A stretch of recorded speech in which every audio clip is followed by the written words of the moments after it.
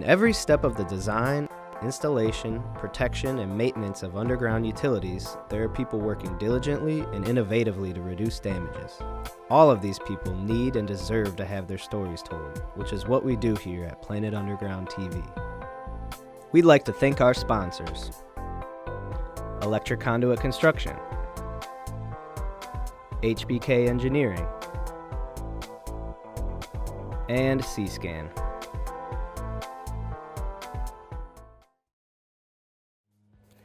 Hi, my name is Adam Daugherty. I am a lead auditor for URG, Utility Resource Group. We do damage prevention for our local gas and electric company, Ameren. What we're doing today is we're here in the Ashford Court subdivision. It's a residential neighborhood, cul-de-sac, and we generally do either a visual audit, check, make sure everything's visually matches the prints that we look at, or we do a hookup audit, which is what I'm going to do today to ensure the marks are within the allowable tolerance that the contractor allows us to have. Adam plays a starring role in this episode. His job as an auditor is to find problems before they become really big problems. In this episode, you'll meet several other people along the way as we dig into three major topics: locate instrument training, my job in this episode; an audit program for utility one-call locators, a very unique program; and thirdly, we're going to look at technology that's designed to assist in the auditing of locators out in the field. Who is the American Locator? Well, their career begins something like this.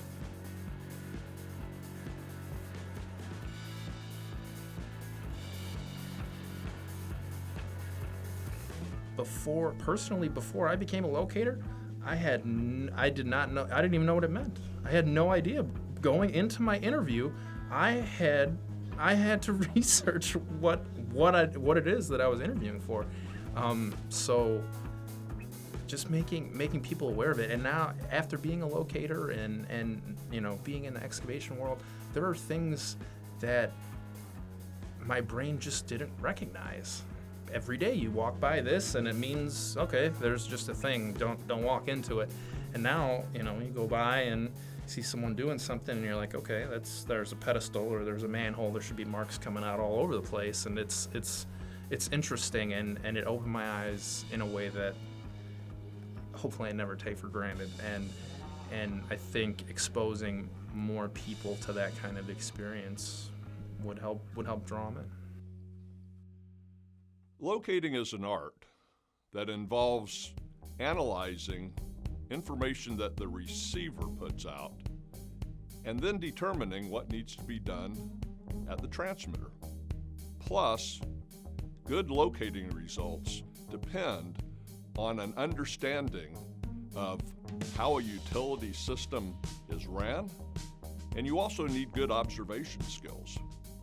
Everybody wants best practices for locating, but the ones we have now really need to be reevaluated in a big way. Let me show you why.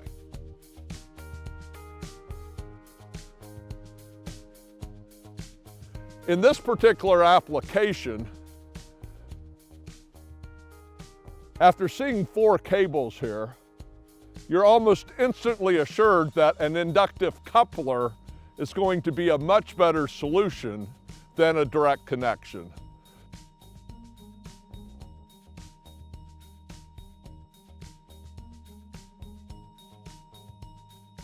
CGA Best Practices 4.0, Locating and Marking, says that the preferred method of putting a signal onto a metallic utility is direct connection. With a direct connection, only one cable is going to locate of these 2 that travel in a southerly direction.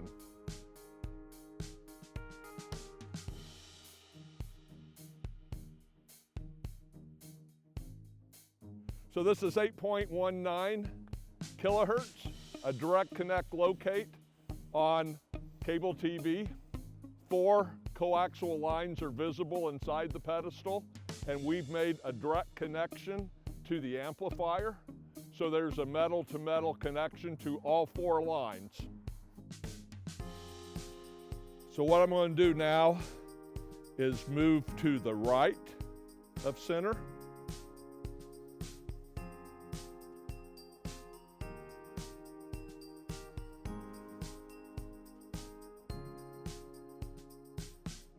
Come back to center, and then move left of center, and come back to center.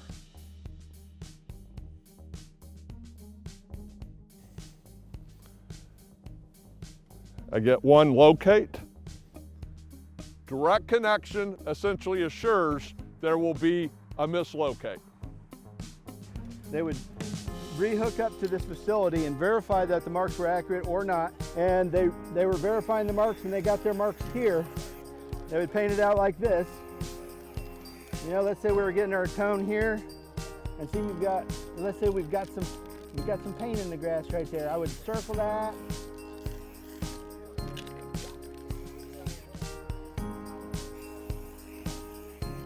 You see in our summertime footage, our friends from the Illinois Commerce Commission looking down at a hole of 1 of these 2 cables. Can you imagine the damage investigation here, where the facility owner does a direct connect locate of this amplifier ped, only to find cable number 1, not the line that got damaged?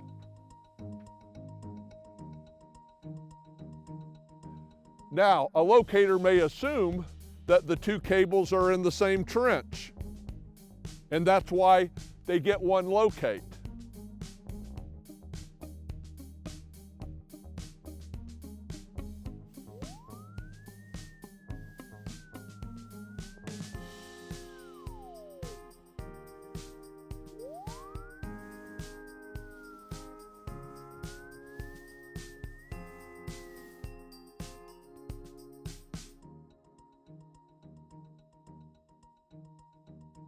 Standing alone in style and substance is Ameren, Illinois' one-call locating audit program. Let's have them tell you about it. It's been a few years, but we've been trying to think outside the box on how to improve our damage prevention process. And so we've been trying to think of what can we do to reduce more damages. And so it's been 2 years ago now, we came up with to add auditors to our process. And so as part of our contract process this last time, we met David in URG, and we really liked their thought on how to do things in that. And even though they didn't get our contract, we still liked them and discussed having a place for them. And we thought that this auditing would be a perfect place for that. Yeah, so what you'll see basically is our field guy going through the process, reviewing the prints, doing the visuals, reading the scope of the ticket, making sure everything looks right. So we got some good guys out there that really know, that are really passionate about what we do out there, and they're passionate about protecting their community, because I mean, we've all seen stuff in the news just this year that things can happen on very simple locate operations, just not followed properly. Today we are going to do a hookup audit on an Ameren gas service and an Ameren gas main. So, you know, obviously the first thing that we want to look for is we want to make sure we're onto the gas meter in order to locate the service out, make sure the marks are within an allowable tolerance. In the state of Illinois, Illinois gives you 18 inches of allowable tolerance. So as you can see where the line is, you will have either 18 inches on one side or up to 18 inches on the other side of where that utility might be. So what we're going to do now is we're going to hook up to the gas service. What I'll do is I'll perform a 360 sweep to go around to get to the utility to give me a good signal.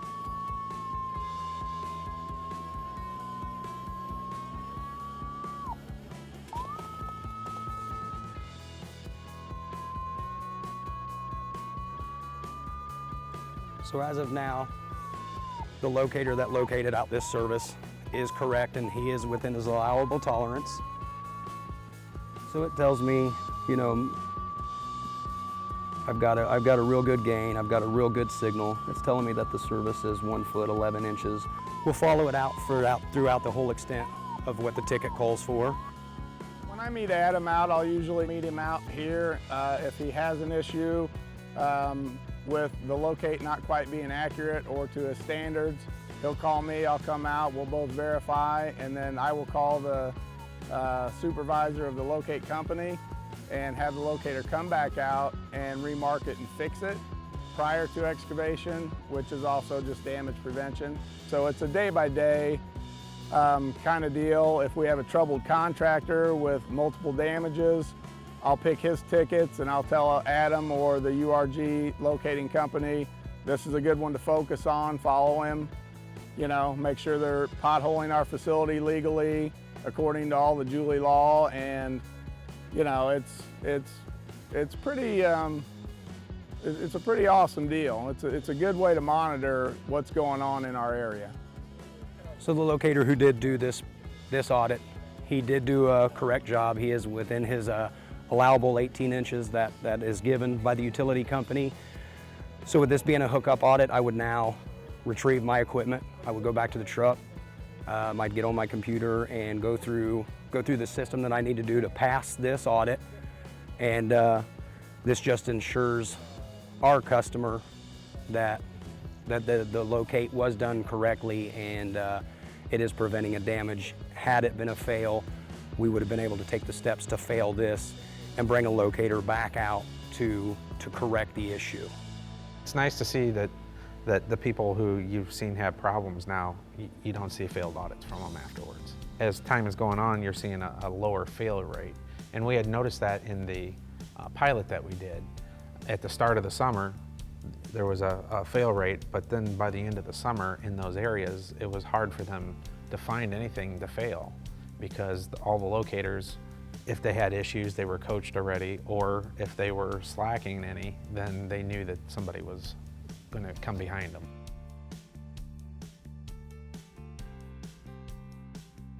The American Locator is trained from day one not to give depth of readings to excavators. And many veteran locators think that the depth readings they get are inaccurate. That's a shame, because most locators never end up using depth readings for what they're really meant to be, a great tool in helping you locate accurately and completely. Locating instruments locate electromagnetic fields. When you get a depth reading, you're locating two parts of the electromagnetic field at the same time. Validating a depth or a lift test involves lifting the receiver a known distance, moving the receiver vertically from the locate on the ground. By moving the receiver horizontally from the locate on the ground, a lot of information can be learned about what is buried below. I'm showing a depth of 5 foot 4 inches. I'm going to raise my machine 8 inches. I have a depth of 5 foot 7 inches.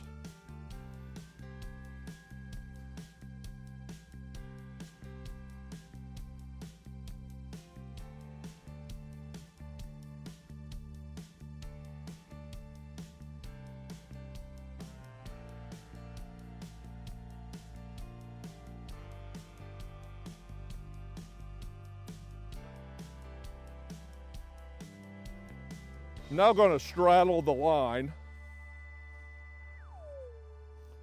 and I'm going to do what's called the peak test. I'm going to look at the peak reading, which right now is 46.6, over at my left foot is 44.4, and then my right foot 23.2. And although I'm only getting one locate, as I scan to the right and to the left, I know that there's something else underground that has my transmitter signal on it.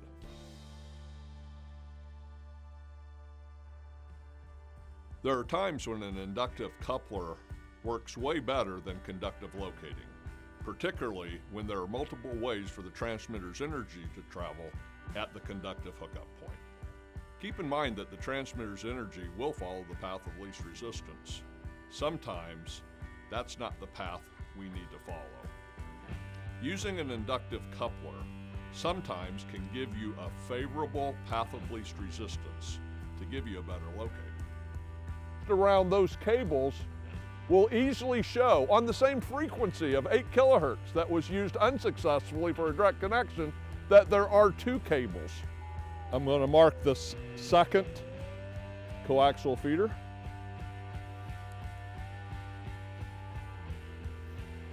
A depth of 2 foot 3 inches and a validation depth of 2 foot 11, the difference of 8 inches.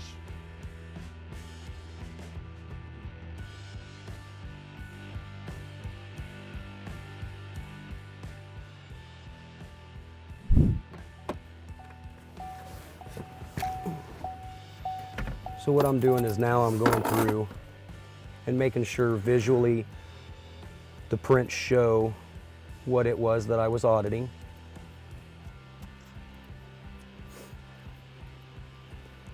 This is the house that the audit was performed at, 1202. Shows a service coming out to what we call a short side main, meaning it's on the same side of the road or the same side of the right-of-way as the house. The prints do confirm what was marked out was correct and what was audited was correct. So we know we audited an Ameren gas service, and then we also know that this main will tell us that is it a 2-inch plastic main, and it was actually installed in 2014. So at which point we would now jump into our system. I would pass the audit. You know, we have an option of either a visual audit or a hookup audit. I will go in and I will put that it was a hookup audit, and all the marks were within the allowable tolerance that the contractor is allowed to have. And at this point, it would just be sent through as a passed audit. As a company, you're always looking at, hey, what's the best bang for your buck? And for us, it was so simplistic. You know, you're usually always thinking of some kind of information technology or some new gadget that you can go out there that's going to drive this down. But really, it was the nuts and bolts on how we can get to the quality of a locate.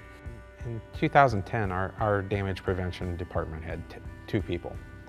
And in 2011, we brought our first damage prevention specialist on.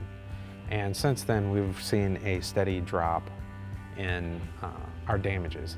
And we attribute that to people. Having people out there double checking things, people out there interacting with the excavators. So now we have 10 damage prevention specialists, and we have 15 auditors out there now. So why not get a contractor in here that's their job, is to go out there and look for those issues. And so we're pushing that in order to push down our damages. I think it's unique to us. I mean, we're pretty proud of it. Like, I mean, if there's another utility that looks at this, is like our damage rate for this year seems to like it's going to be the lowest it's ever been. I mean, we're trending that way. As always, we always have stuff that we can improve on. We've noticed a lot of that. I mean, that we still think we can keep driving damages farther down. And we were able to do that by, you know, basically bolting on another party, saying, okay, like, hey, there's someone here that can look at the chore that we have ahead of us with a unbiased lens or a different viewpoint. So, and because of that, like I say, we've had a lot of success.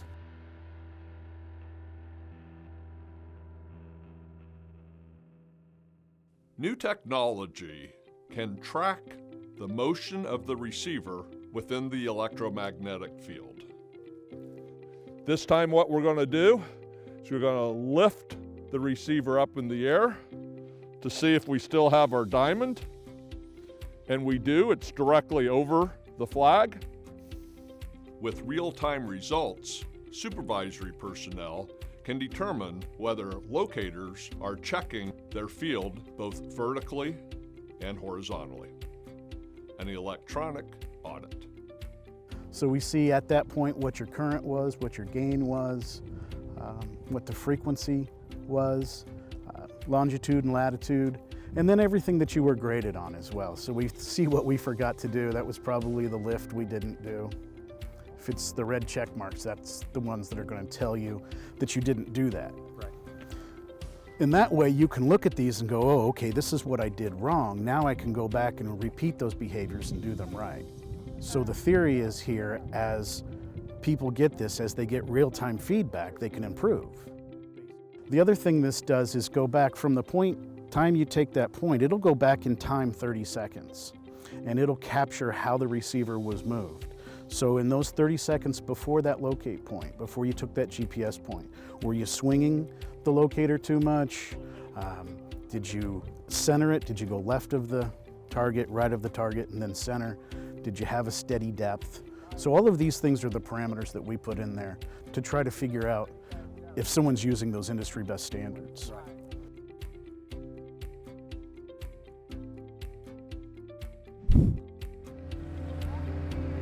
So a lot of times the excavation area will not have any marks left because the excavators removed all the marks. And so what you'll want to do is you'll want to go from the closest possible mark to the damage location, pull a string line tight. And you don't want any obstacles on the string so that it provides approximate location. So the way we've got it set up right here, this represents the marks when we've got that one, and that's all we have left. This represents where the utility is by looking down in the hole.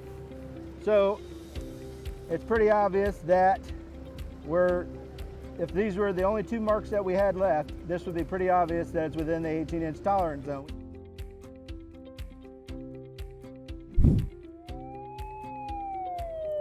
So what that's doing is it's telling me to go back one way or the other. So now that I got the diamond, it tells me I'm on. What I'll do is I'll press and hold the GPS button for 2 seconds. It'll give me a check mark, let me know that it has been GPSed, and it will send it live.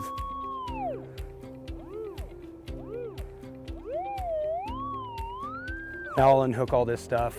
We can go back over to the computer and it will show us in live time, what we did and how fair it did as far as a pass or a fail, as far as a grading system on what the locator does. So now once I get back to the truck, after I've performed a locate or an audit, I can go ahead and turn my receiver on as long as I'm close enough to the hotspot that I have connected to the machine. And what it will do is it will give me a signal and let me know that it has now uploaded all them coordinates onto the program of the computer. So now what that's doing is it's now uploading onto the program since I'm close enough now to the Wi-Fi, to the hotspot. So we'll upload onto the UDO program, at which point I can go back and look at coordinates, whether is a passing number or a failed number. It will let you know what you as a locator have done incorrectly and or correctly, at which point a supervisor could go back and coach that locator on what he did incorrect to fix the problem. So now it is uploaded everything that we've just done. So at what point we can now shut the receiver off. And I can go into my computer and go up in here into the UDO program, and it should refresh it to what I've just done, which it has. Again, we are at 1202 Ashford Court in Mahomet. And it looks like this time it's actually shown 79%. What we do is we can click here on the map and zoom in a little bit. And it will actually show, your gain, your current, your frequency, it will show your longitude and latitude for each one. It looks as if the only problems that we were having were a centering the line that we were locating, and a lift, which is you're going to lift the receiver up and bring it back down to make sure you are on the facility that you are locating.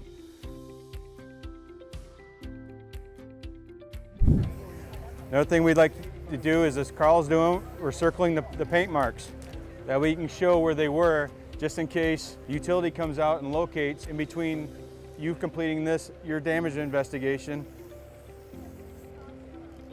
And that'll make sure that it'll help you determine fault and if you're within tolerance.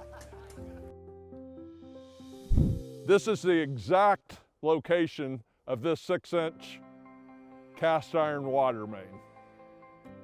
What's interesting about this location is that we have a known, and we know how deep it is. 5 foot 1 inch to the top of the 6-inch cast iron water main.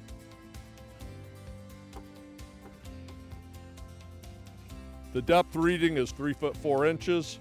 An attempt to validate shows that that depth shouldn't be believed. Now, we're going to go from a direct connection to an inductive locate.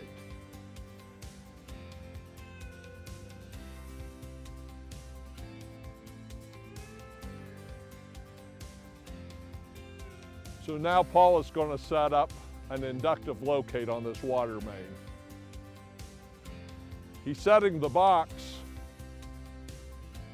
where he set it because it's at a valve location. We have a visual clue of where that water main is located. And our depth reads 5 foot. Much better than the 3 foot and some odd inches on the direct connection. All these locates are right outside our front door in Manteno, Illinois, our office for Planet Underground TV. So imagine, beyond our little world here in Manteno, the urban right-of-ways that are much more crowded than what we have here. Nothing replaces a good locate instrument training program. People need to understand how the machine works and how to properly use it. Trust but verify. Trust in good training programs, but verify with strong audit programs. It's going to be interesting to see if contractor-based audit programs, such as Ameren's, are going to be the wave of the future. It's even more interesting to think about how our current damage prevention processes are probably going to die by technology. Colored paint, white paint, string lines, tolerance zones, the things we use to determine fault. But until that day comes, the best we can do is trust but verify.